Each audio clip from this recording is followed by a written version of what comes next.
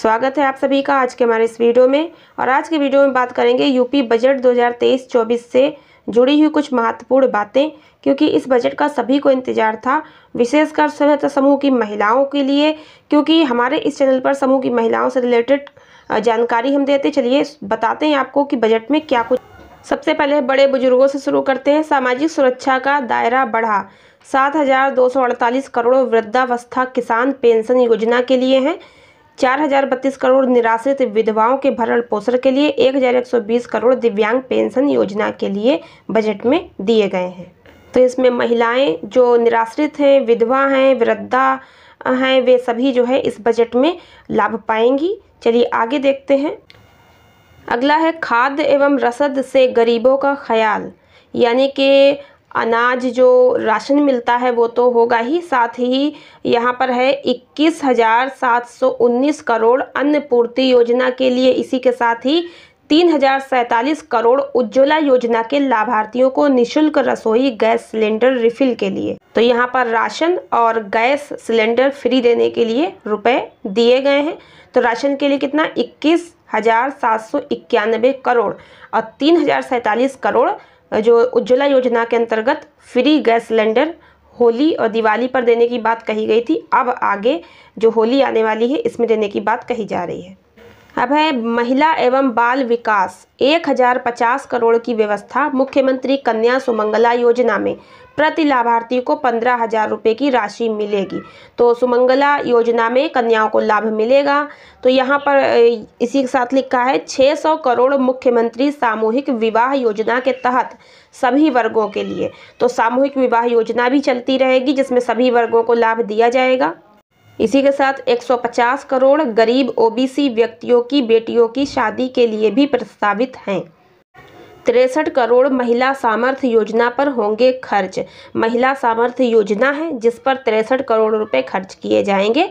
और इसमें ग्रामीण महिलाओं को स्वावलंबी बनाने के लिए, क्या चीज़, स्वावलंबी, यानी कि स्वावलंबी का मतलब होता है स्वयं पर अपने पैरों पर खड़े होना, खुद से सशक्त मजबूत होना, अपने आपको आर्थिक रूप से मजबूत करना। साथ ही इसमें रोजगार के खुलेंगे द्वार 40,000।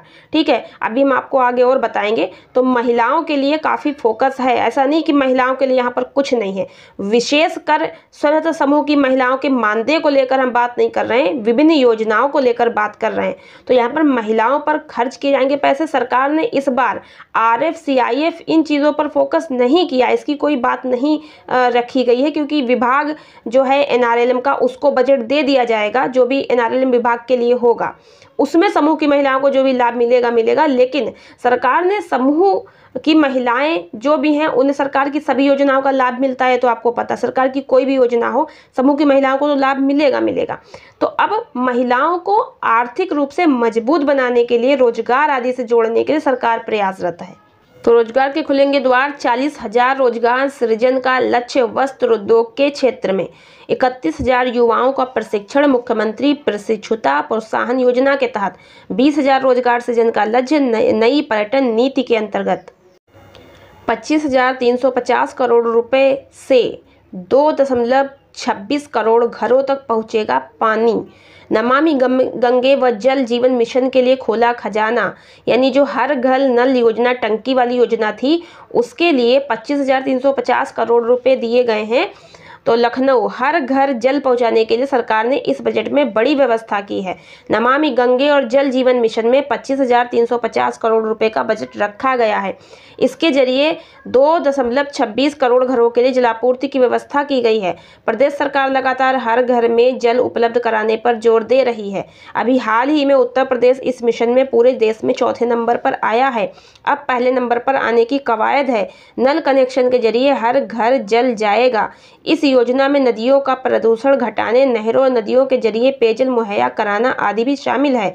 प्रदेश के जिन गांवों में जलापूर्ति पहुंच चुकी है वहां पेयजल व्यवस्था सुचारू बनाए रखने को इस बजट में शामिल किया गया है। लक्ष्य यह है कि बुंदेलखंड में पीने के स्वच्छ जल को मार्च 2023 तक प्रत्येक ग्रामीण परिवार तक पहुंचा दिया जाए। इस कार्य में लगी संस्थाओं, कंपनियों का बजट में ख्याल रखा गया है। तो कुल मिला के बुंदेलखंड में 2023 तक पहुंच जाएगा, क्योंकि वहां पहले से कार्य चल रहा है।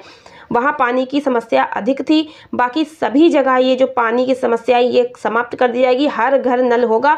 2024 तक योजना सब जगह पूर्ण रूप से कंप्लीट हो, सभी जगह नल पहुँच जाए, ये योजना सरकार की है। और इसमें भी बजट दिया गया है। तो कुल मिला के आप लोग समझ सकते हैं कि जो टंकी वाली योजना है इसमें एक जो है जल सखी को रखने की भी व्यवस्था है, जो कि समूह की दीदी को रखा जाएगा। तो जब योजना के लिए पैसा दिया गया है तो कहीं ना कहीं जल सखी का जो है आगे जो वैकेंसी है वो भरा जाएगा और उसको भी जोड़ा जाएगा। और जल सखी 6,000 रुपये मासिक मानदेय पर संविदा के रूप में रखी जाएगी। तो इस चीज़ को आप नोटिस करिएगा, जल्द ही ये वैकेंसी आगे आने ही वाली है।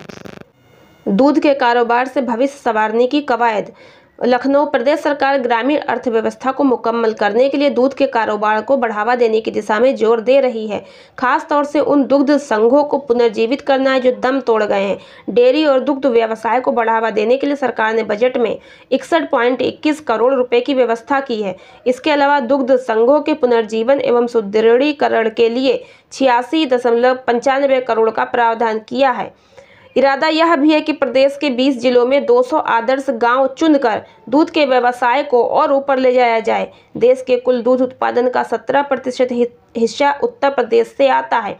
लक्ष्य है कि इसे 20% से ऊपर पहुंचाया जाए। इसके अलावा नंद बाबा दुग्ध मिशन के तहत प्रदेश में दुग्ध विकास होगा। इसके तहत मेरठ और वाराणसी में डेयरी परियोजनाओं के विकास के लिए 60 करोड़ रुपए का प्रावधान किया गया है। अब इसमें भी देखिए गाँव चुने जाएंगे, 200 आदर्श गाँव चुने जाएंगे 20 जिलों में। यूपी के अंदर पूरे 20 जिले होंगे, जिलों के नाम नहीं है लेकिन कोई भी 20 जिले होंगे जिसमें 200 आदर्श गांव चुने जाएंगे जहां पर दूध के व्यवसायों को ऊपर लाया जाएगा। और आपको बता दें कि स्वयं सहायता समूह में भी जो दुग्ध उत्पादन के लिए समूह की महिलाओं को चुना जाता है, जो दूध उत्पादन का कार्य करती हैं, भैंस वगैरह पालती हैं, दूध का व्यवसाय करती हैं। तो उन महिलाओं को जोड़कर एक उत्पादक समूह भी बनाए जाते हैं जिसको FPO कहते हैं। क्लस्टर से दुग्ध उत्पादन या FPO वाले काफ़ी कार्य होते हैं। ये जानकारी मैंने कई वीडियो में आप लोगों को ऑलरेडी पहले दी है। तो उत्पादक समूह FPO बनाए जाते हैं, इनको लाभ मिलेगा। यूनिटी मॉल से ODOP उत्पादों की बढ़ेगी बिक्री। लखनऊ प्रदेश में ODOP व हस्तशिल्प उत्पादों की बिक्री को प्रोत्साहित करने के लिए यूनिटी मॉल खोले जाएंगे। इससे जहां इन उत्पादों की बिक्री बढ़ेगी वहीं रोजगार के नए अवसर भी पैदा होंगे। सरकार ने इन मॉल की स्थापना के लिए बजट में 200 करोड़ की व्यवस्था की है। दरअसल प्रदेश के त्वरित आर्थिक विकास, रोजगार तथा स्वरोजगार के सृजन में सूक्ष्म, लघु एवं मध्यम उद्यमों की अहम भूमिका है। इसे देखते हुए ज़्यादा से ज़्यादा MSME इकाइयों की स्थापना पर जोर दिया जा रहा है। नई MSME नीति में भी रोजगार सृजन में 15% वार्षिक वृद्धि प्रस्तावित है।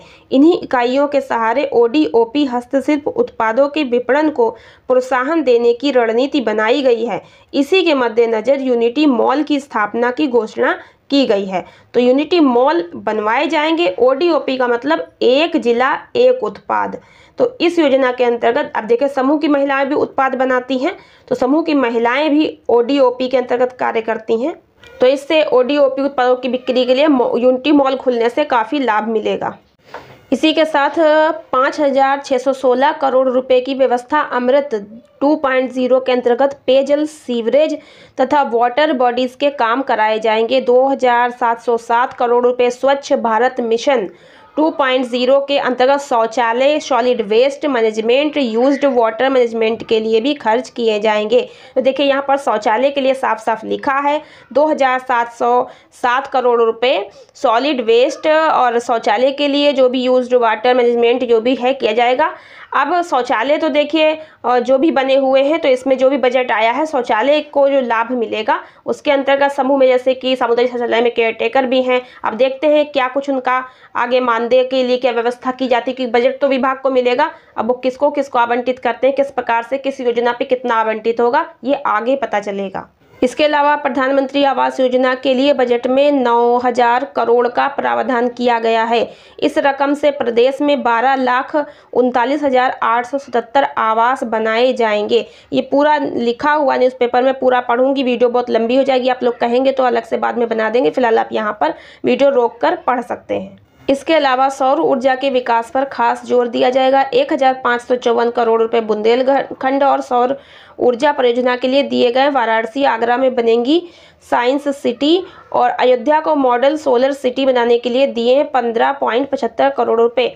इसमें मैंने बताया था कि एक वीडियो मैंने पहले बनाई थी कि सूर्य मित्र की नौकरी निकलेगी और इसके लिए मैनेजमेंट यूनिट गठन के लिए 1 लाख सौर ऊर्जा नीति के तहत प्रशिक्षण सूर्य मित्र के लिए 12 करोड़ रुपए बताए गए हैं। तो सूर्य मित्र के बारे में मैंने ऑलरेडी एक वीडियो में आप लोगों को बता दिया था, रखे जाएंगे, तो इसके लिए भी बाकी आप पूरा पढ़ सकते हैं। 50,000 लोगों के लिए प्रत्यक्ष एवं 1 लाख अप्रत्यक्ष रोजगार होंगे सृजित।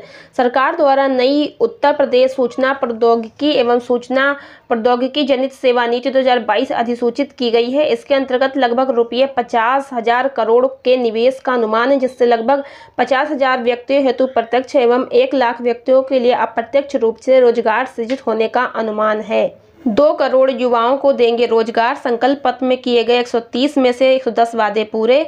बजट में घोषणाओं के साथ ही निजी क्षेत्र में रोजगार स्वरोजगार। प्रदेश में 2 करोड़ युवाओं को रोजगार देने का लक्ष्य रखा गया।